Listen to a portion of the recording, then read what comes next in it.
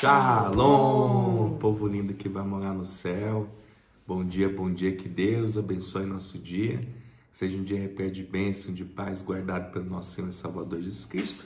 Aqui nós estamos, mais um dia para gravar o devocional. Estamos aqui no segundo capítulo de 2 Samuel. Hoje nós vamos ver aqui Davi ele sendo conclamado como rei de Israel aqui na tribo de Judá e de Simeão. Embora ele já tivesse sido ungido, por Samuel, por intermédio de Samuel lá atrás ainda, mas agora chegou o momento dele realmente assumir, esse ordenado, ele que é um homem segundo o coração de Deus, escolhido do Senhor, Então nós vamos desfrutar desse maná, esse pão fresquinho do céu. Fica conosco aí até o término dessa mensagem, pois eu creio que Deus vai falar conosco em nome de Jesus, amém? Amém, louvado seja o nome do nosso Senhor, aquele que é único e digno de toda honra, de toda glória e de todo louvor. Eu sei que vocês gostam da paisagem lá fora, A gente também ama gravar lá fora, só que choveu bastante, tá? Tudo enlamaçado ali fora. E aqui nós estamos lutando contra o tempo, porque quando não é o vento, é a chuva, mas a hora que der certo nós estaremos lá fora, amém, amados? E diz assim: depois disto, consultou Davi ao Senhor, dizendo: subirei a alguma das cidades de Judá? Respondeu-lhe o Senhor: sobe. Perguntou Davi: para onde subirei? Respondeu o Senhor: para Hebrom. Subiu Davi para lá, e também as suas duas mulheres, Ainoã, Jezerita, e Abigail, a viúva de Nabal, o carmelita. Fez Davi subir os homens que estavam com ele, cada um com sua família, e habitaram nas aldeias de Hebrom.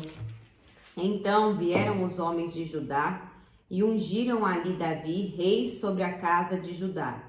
E informaram Davi de que os homens de Jabes de Gileade foram os que sepultaram Saul.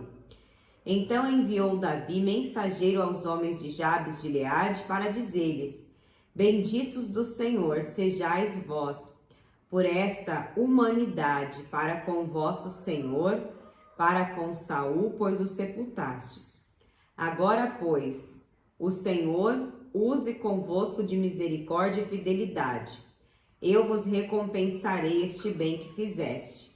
Agora, pois, sejam fortes as vossas mãos, e sede valentes, pois Saul, vosso Senhor, é morto, e os da casa de Judá me ungiram rei sobre si.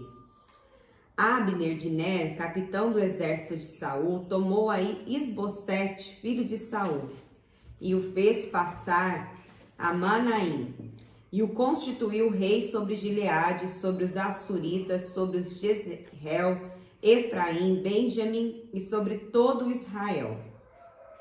Da idade de 40 anos era Isbosete, filho de Saul, quando começou a reinar sobre Israel, e reinou 2 anos somente. A casa de Judá seguia Davi.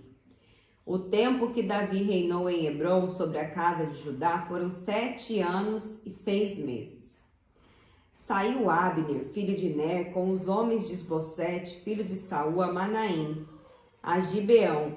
Saíram também Joabe, filho de Zeruia, e os homens de Davi se encontraram uns com os outros perto do açude de Gibeão. Pararam estes do lado de cá, do açude, e aqueles do lado de lá. Disse Abner a Joabe: levantem-se os moços e batam-se diante de nós. Respondeu Joabe: levantem-se. Então se levantaram e avançaram em igual número.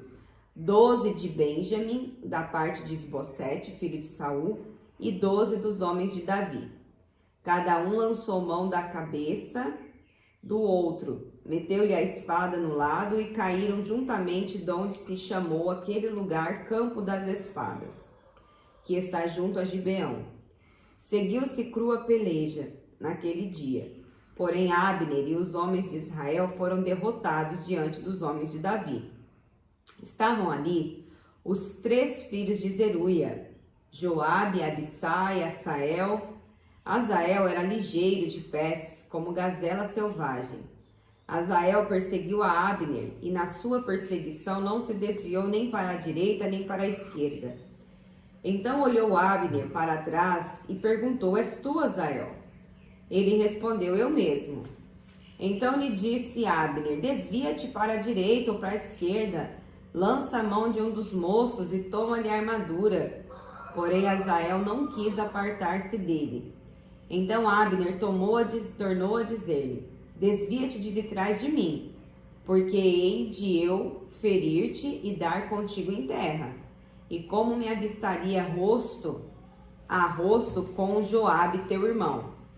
Porém, recusando ele desviar-se, Abner o feriu no abdômen, com a extremidade inferior da lança, que lhe saiu por detrás.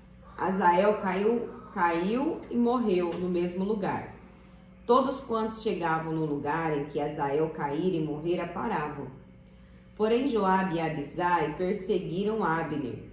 E pôs-se o sol quando chegaram eles ao outeiro de Amã, que está diante de Giá, junto ao caminho do deserto de Gibeão. Os filhos de Benjamim se ajuntaram atrás de Abner e, cerrados numa tropa, puseram-se no cimo de um outeiro. Então Abner gritou a Joabe e disse: Consumirá a espada para sempre? Não sabes que serão amargas as suas consequências? Até quando te demorarás em ordenar ao povo que deixe de perseguir a seus irmãos? Respondeu Joabe: Tão certo como vive o Senhor, como vive Deus, se não tivesses falado, só amanhã cedo o povo cessaria de perseguir, cada um a seu irmão. Então Joabe tocou a trombeta e todo o povo parou. E eles não perseguiram mais a Israel, e já não pelejaram. Abner e seus homens marcharam toda aquela noite pela planície, passaram o Jordão e, caminhando toda a manhã, chegaram a Manaim. Joabe deixou de perseguir Abner, e tendo ele ajuntado todo o povo, faltavam 19 dos homens de Davi, além de Azael. Porém, os servos de Davi tinham ferido dentre os Benjamim e dentre os homens de Abner a 360 homens, que ali ficaram mortos. Levaram Azael e o enterraram na sepultura de seu pai, a qual estava em Belém. Joabe e seus homens caminharam toda aquela noite, e amanheceu-lhe o dia em Hebrom. Bom, aqui a gente vê sobre o açude de Gibeão, né, que foi encontrado por arqueólogos. É um tanque do tamanho impressionante, com aproximadamente 11 metros de diâmetro e quase 10 metros de profundidade, escavando numa rocha maciça e usado na produção de vinho naquela região. Na batalha junto ao açude de Gibeão, 24 jovens haviam sido escolhidos por Joabe e Abner para lutar num combate de representantes de acordo com as regras da época. Esperava-se que um lado vencesse e encerrasse o confronto, evitando desse modo mais ódio e derramamento de sangue. Porém, o equilíbrio de forças entre os oponentes era tanto que eles mataram uns aos outros. O que se seguiu foi uma batalha atroz entre os dois exércitos. Abner desejava evitar um conflito sangrento com a família de Joabe e não tinha necessariamente a intenção de matar Azael, quando desferiu esse golpe. É possível que só estivesse tentando fazer o jovem parar de persegui-lo. Porém, a extremidade inferior da lança era afiada e atingiu Azael no estômago com força, não apenas ferindo, mas matando instantaneamente. Então, a gente vê aqui, né, gente, esse conflito que desnecessário, né? Um conflito desnecessário diante de tudo isso. Já era do conhecimento de todos que Davi havia sido escolhido, eles sabiam de toda essa questão, né? Eu acredito que até aqueles homens aqui, né, Abner, que estavam ali com Isbosete, que ajudaram Saul na perseguição contra Davi, eu acredito que eles sabiam por que era aquela fúria que induzia Saul a fazer aquilo. Porque Saul em diversos momentos falou verdadeiramente, tu és um homem segundo o coração de Deus, né? Quando houve aquelas situações que Davi poderia ter matado Saul e não matou, Então, houve um reconhecimento da parte de Saul, né? Como o Rodolfo falou nos devocionais anteriores, não foi um arrependimento genuíno da parte dele, mas foi um remorso ali momentâneo que ele acabou colocando para fora ali o que ele verdadeiramente sentia. Então, o povo sabia que Davi, ele era o escolhido para reinar. Só que eu acredito que mesmo eles sabendo disso, eles tinham aquela questão assim do orgulho, né? Não, mas vamos... eu acho assim que uma coisa que move muito o homem, que leva o homem à decadência, é o orgulho, né? E ali Esbocete, filho de Saul, como que ele vai ficar sem reinado? Nós vamos aclamar Davi, vai ficar por isso mesmo? E aqueles homens que estiveram com Saul aquele tempo todo, como que fica? Então, assim, muitas das vezes a gente precisa procurar razão no meio das situações para poder fazer o certo, porque a gente erra sabendo o certo, na maioria das vezes, né? Tem aquele ditado, o bem que eu quero fazer não faço, e o mal que eu não quero, esse sim acabo cometendo. Por que há esse trocadilho? Porque a maioria das vezes a gente sabe o que é o certo a fazer. Eles sabiam qual era o certo a fazer. Tanto é que eles não quiseram expor muita gente. Separaram ali poucos, 12, vamos colocar o negócio equilibrado, ganhou, acabou. Vamos decidir aqui mesmo. Só que não era propósito de Deus que aqueles homens estivessem guerreando daquela forma e ninguém consultou a Deus para fazer aquilo, né? Não houve ali ninguém que falasse assim, vamos ver qual é a vontade de Deus. Salvo Davi, né? Que no início desse capítulo aqui ele fala, né? Depois disso consultou Davi ao Senhor dizendo, subirei alguma das cidades de Judá? Então, se a gente for analisar o contexto, quem que consultou aqui a Deus em todo esse rebuliço todo foi Davi, né? Então, acredito que fica duas lições para nós aqui, né? A primeira é que a gente deve consultar sempre a Deus antes de tomar qualquer decisão. E a segunda é que a gente já sabe a direção de Deus, então para que a gente sacrificar? Obedeça, né? Para que você possa ter vitória e êxito diante das suas coisas, diante das suas empreitadas, porque todos temos situações, né, gente? Todos queremos vitória. Então a gente precisa só saber se posicionar, crer em Deus, consultá-lo e seguir com fé. Amém? Amém. Em nome de Jesus, vamos orar. Senhor, meu Deus e amado Pai, nós nos colocamos, Senhor, perante a Tua presença nessa hora, agradecendo, ó Deus, por essa rica oportunidade de se alimentar, Senhor, da Tua palavra.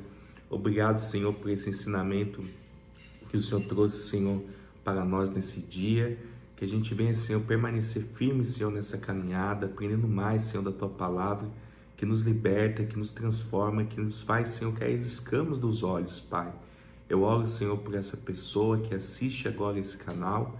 Em nome de Jesus, Senhor, coloca, Senhor, uma guarda em volta dela, protege, Senhor, livra, Senhor, de todo mal e que ela venha, Senhor, ser bênção, canal de luz, Senhor, para outras vidas que estão sedentas, que estão em trevas, Pai. Em nome de Jesus, Pai, guia, Senhor, protege, Senhor, o Teu filho, a Tua filhinha. Assim eu oro e te agradeço em nome do Pai, do Filho e do Espírito Santo. Amém. E graças a Deus. Lâmpada para os meus pés é a palavra do Senhor. E luz que clareia o nosso caminho. Que Deus abençoe seu dia. Shalom.